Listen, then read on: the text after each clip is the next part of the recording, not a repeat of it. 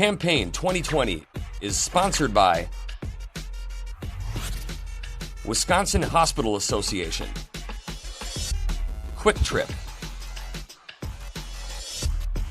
Wisconsin Counties Association, Wisconsin Realtors Association, and Wisconsin Operating Engineers Local 139.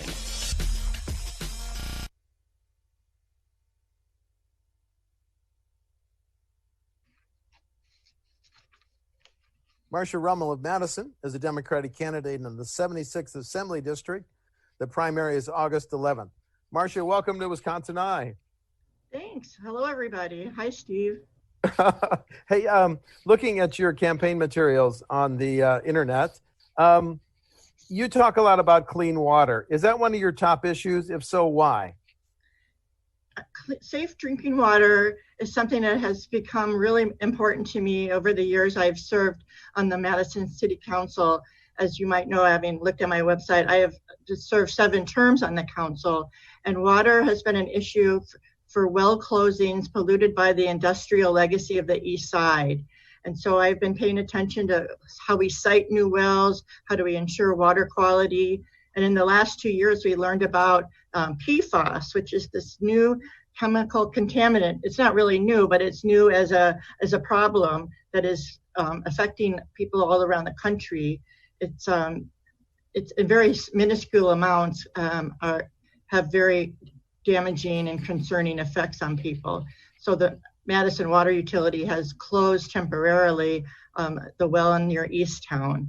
And so I've been very interested in understanding where it comes from, and it turns out it comes from this chemical PFAS from firefighting foam that was used at the Truax Air National Guard base and at the airport. For years, it was a byproduct like it was in many other products, but it got into our groundwater and has traveled to our wells. So I have been very alert to water, and not only the industrial effects, but also farming effects and all the ways all around the state that clean water is an issue. So I'm welcoming the opportunity to work with other colleagues on the assembly to make sure everyone has clean water. Marsha, I'm a little bit afraid of your answer, but I've got to ask the question.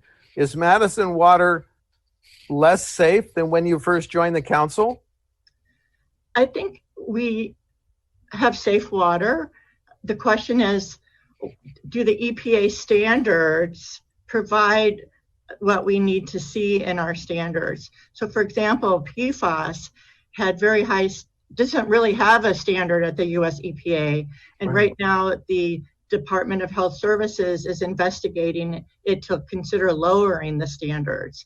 And so at those proposed new standards, those Madison wells are below those goals. But I think overall, we need to start testing for chemicals and making sure things like chromium and other things are not part of our water, and alerting people. And so part of it is education, part of it is maybe some people will need to filter. But I think generally, so as not to have fear, yes, we have generally safe water. Okay, thank you. Let's walk through some specific issues. If the governor's right, and because of the pandemic, state tax collections are going to be $2 billion, with it be less in this year than projected.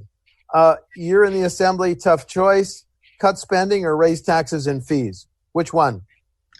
I don't know that it's an either or. I think there are several strategies we'll need to work on. One is on the federal level, we need to have more assistance in general, like we got through some of the CARES programs, so that we can help people get through unemployment and having offsets to income, like they had the money that was given out. But on the state level, we definitely will need to look at our tax laws. We could work on increasing and making a more progressive tax rate as one way to generate revenues. We should also look at various tax credit programs that we have to see if they are a bit too generous for the moment we're in. As some people may know, I work at the Wisconsin Department of Revenue, and although my job isn't exactly taxing corporations, I know there are credits for wealthy individuals and various entities, like the manufacturing credit that is at a high, been at at a percentage rate that has increased over time. And I think we should certainly scale that back.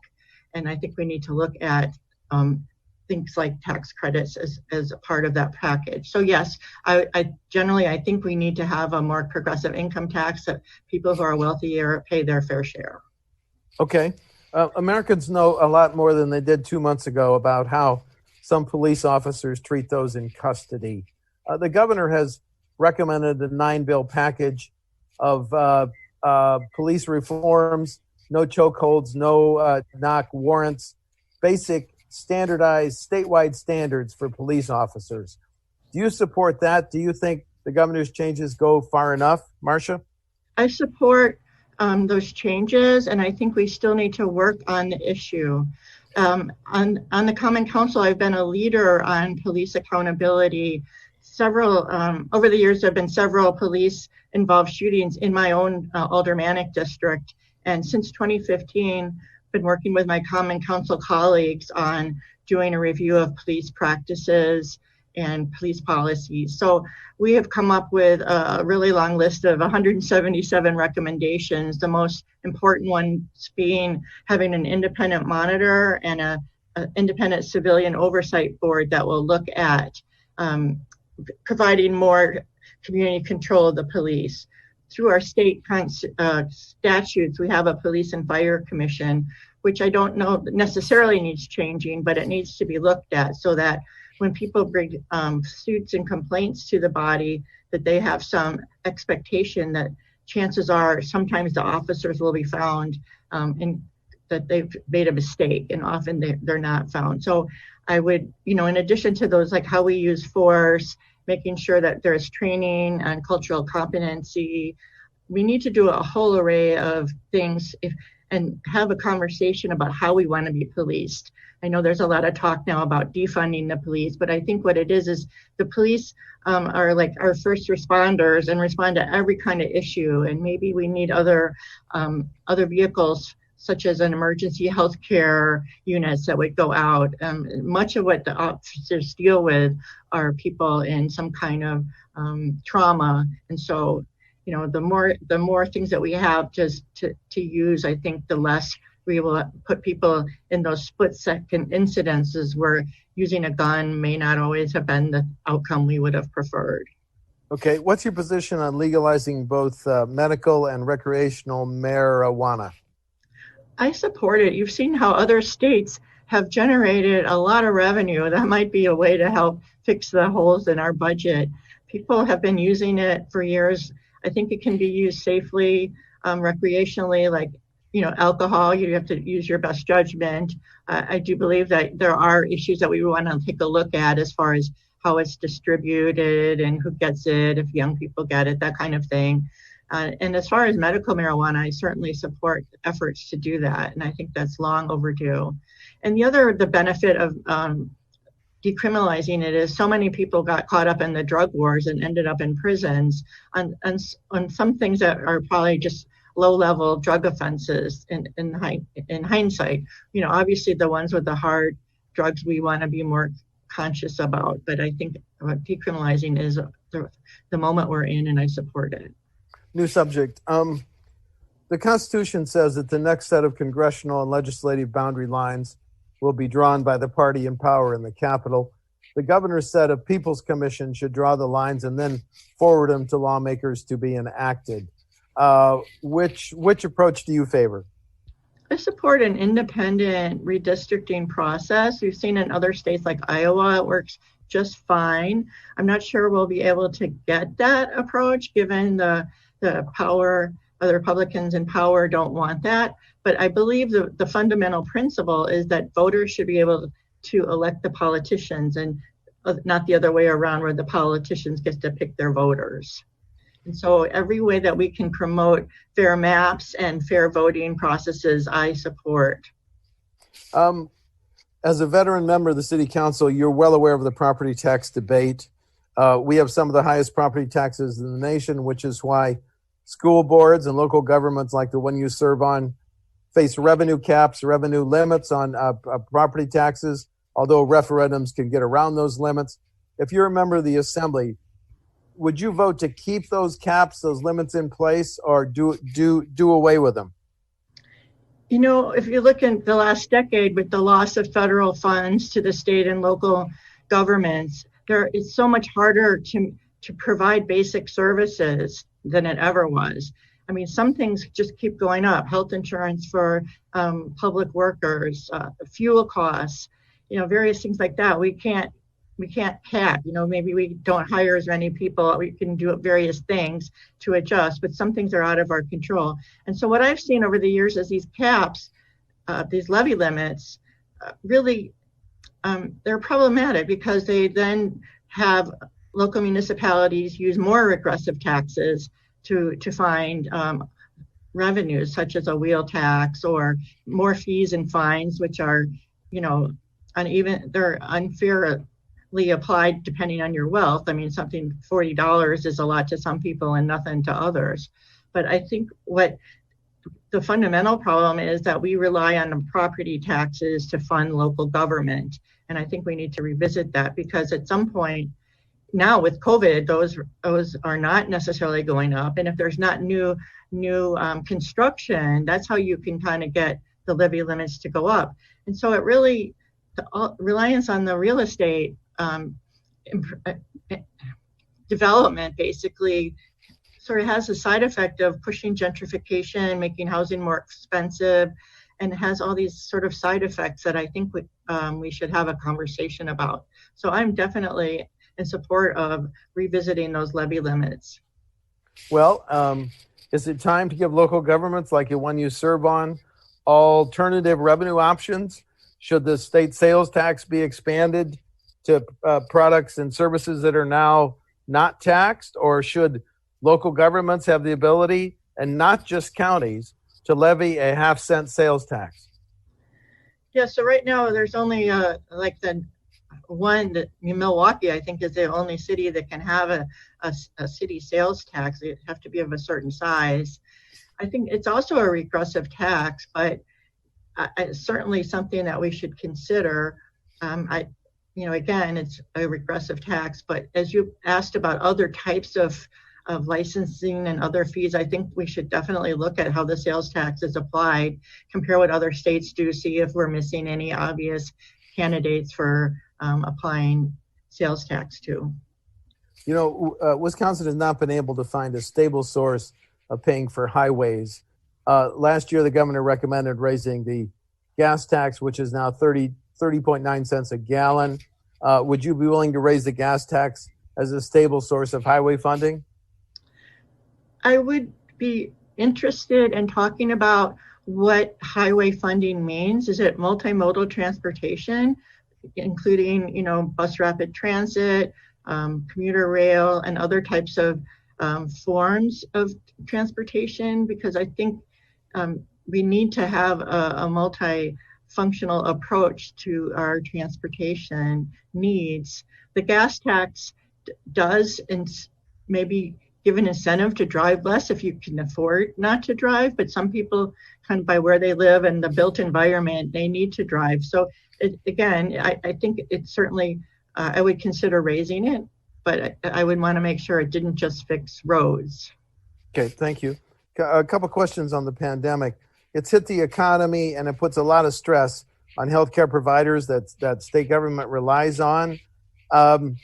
If you're in the assembly voting on the next state budget, we've all seen that hospitals are in the front line of responding to the pandemic.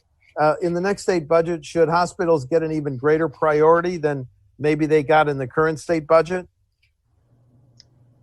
You know, I think we need to prioritize all the healthcare workers that we have. So that include hospitals, people in nursing homes and assisted living facilities, all those CNAs that help our older parents and family members could use raise in pay and protective equipment. So I think it's a bigger universe of workers who are in the healthcare field that we need to make sure are adequately compensated and have safe working conditions.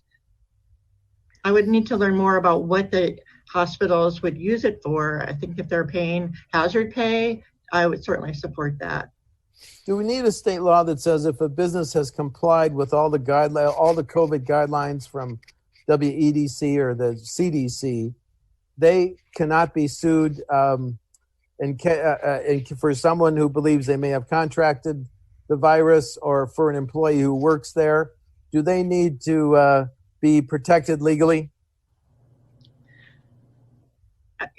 I think the legal system is the way people resolve these things. Obviously, if there are federal rules and an entity is following them, I think they make a good case for, providing safe conditions for their customers. So hopefully they're in good standing. I'm not quite sure if you mean the state should add on to those requirements and protect them. I'd have to look more into that to see what that entailed. Okay, I understand. You've got a lot of experience on this. If a local government wants to authorize a public works project, should there be in place bidding standards and requirements giving preferences to Wisconsin companies? The reason I ask is a study found that in 2015, out-of-state contractors were awarded $72 million in contracts for these local public works projects, but that $72 million doubled to $146 million in 2018. Should Wisconsin companies get preferences, Marsha? I think so. I think when we score bids, there should be a definite points for being a locally owned business. I think there should also be points for hiring people of color and women as in your staff and in your subcontractors. That we would encourage, if you have local training opportunities, programs to get new young workers into your field, I think we should recognize those things so that when we look at the point score, it's not just who's the lowest bid, which could be a huge company from somewhere else that can, offer less because they're going to make it up somewhere else. So I would want to help local businesses as much as we can keep that money in circulation in our state. And excuse me, last question. It's a open seat, so there's a lot of candidates. Why are you the most qualified? Thanks for asking that. Yeah, that's a lot of good candidates that people will have to look at, but I definitely believe I am the best qualified candidate. I've served 7 terms on the city council. I have a track record of accomplishments, from the mundane business of the council, but I've taken leadership on issues about police accountability. I've worked on homelessness and helped set up the Beacon Day Resource Center working with the county. I've worked on water protection, and I've worked on food and creating places for young entrepreneurs. So I also have a lot of experience doing constituent service. Having been on the council for 13 years, I regularly help people resolve issues. Sometimes they bring up issues that need to have a new ordinance, and I follow through on ordinances and change laws in response to what I hear from people. And I think overall, I just have, I know a lot about a lot of topics. So when I get elected, I will be ready to start representing right away. Thank you. Marsha Rummel of Madison is a Democratic candidate in the 76th Assembly District. The primary is August 11. Marsha, thank you for talking to WisconsinEye. Thank you. Thanks to everyone for your time. Thank you very much. Campaign 2020 is sponsored by Wisconsin Hospital Association, Quick Trip, Wisconsin Counties Association, Wisconsin Realtors Association, and Wisconsin Operating Engineers Local 139.